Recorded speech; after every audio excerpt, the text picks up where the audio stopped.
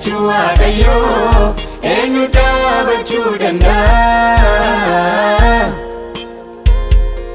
Gaafa kaasiitiin jedhamne guyyichi hundarraa adda.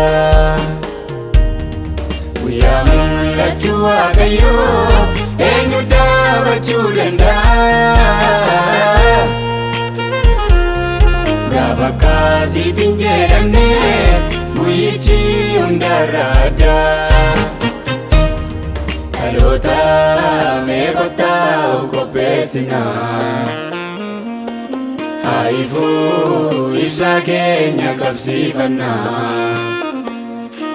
Qophoomnee tuurirsamii sirroo simannaa.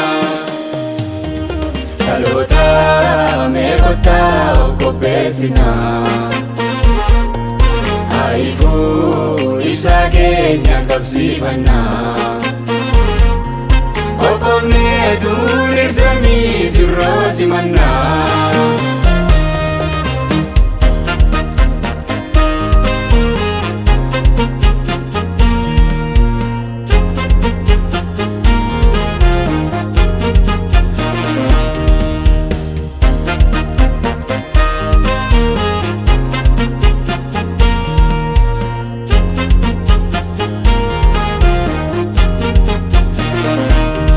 Dhaloota akkamiitu gooftaa simachuu danda'a? Kan jaalala qabuudha, kan qulqullummaa qabuudha, kan abboommii isaa eeguudha. Dhaloota akkamiitu gooftaa simachuu danda'a?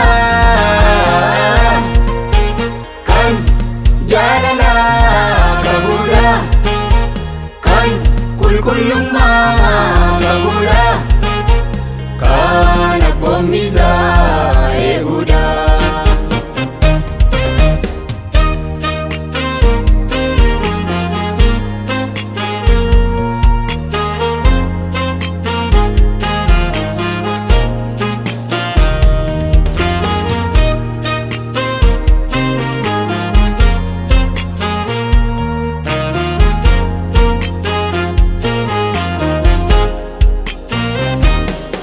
Qajeelotaaf iddootu qophaa'ee jira, qulqullootaaf manatu qophaa'ee jira. Qajeelotaaf iddootu qophaa'ee jira, qulqullootaaf manatu qophaa'ee jira. Dhaloonni har'aa kuni maal yoo goone jireenya laalla? Maal yoo goone ulfina laalla? Haa qabaannu jaalala. Dhaloonni har'aa kuni maal yoo goone jireenya laalla? Maal yoo goone ulfina laalla? Haa qabaannu jaalala. Haa qabaannu jaalala.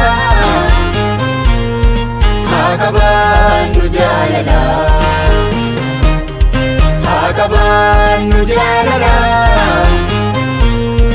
Haa qabaannu jaalala.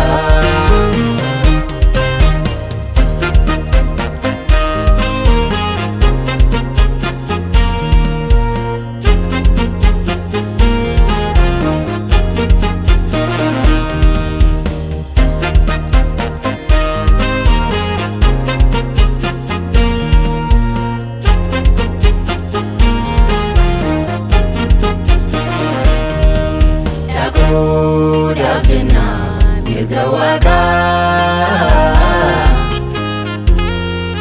walaa barsiisnu dubbii haqaa. Dhaquudhaaf jennaan mirga Waaqaa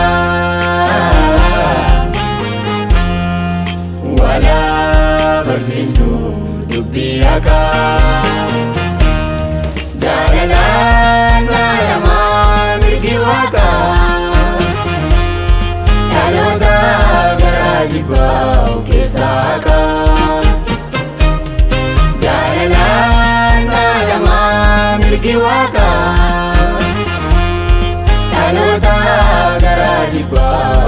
Saka